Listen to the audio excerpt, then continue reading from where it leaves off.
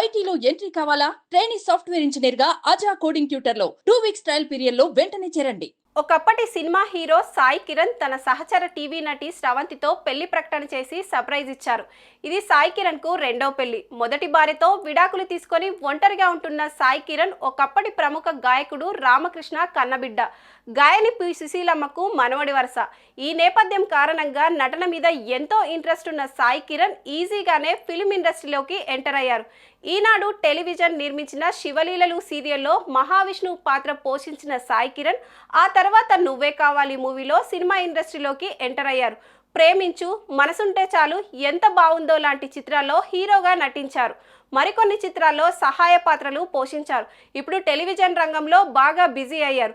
గుప్పడంత మనసు, కోయిలమ్మ, పడమటి సంధ్యారాగం లాంటి సీరియళ్లలో కీలక పాత్రలు చేస్తూ ఎంటర్టైన్మెంట్ రంగంలో కొనసాగుతున్నారు. 46 ఏళ్ల వయసున్న సాయి కిరణ్ కు 2010లోనే వైష్ణవి అనే ఓ సాఫ్ట్వేర్ ఇంజనీర్ తో పెళ్లయింది. వాళ్లకు అనూషిక ఓ పాప కూడా ఉంది. మరి ఆ వివాహ బంధం ఓ పాప పుట్టిన తర్వాత ఇద్దరి మధ్య మనస్పర్ధలు రావడంతో విడాకులకు దారితీసింది. అయితే చాలా కాలం ఒంటరిగానే జీవించిన సాయి కిరణ్ ఇప్పుడు మళ్లీ పెళ్లి వైపు దృష్టి పెట్టారు.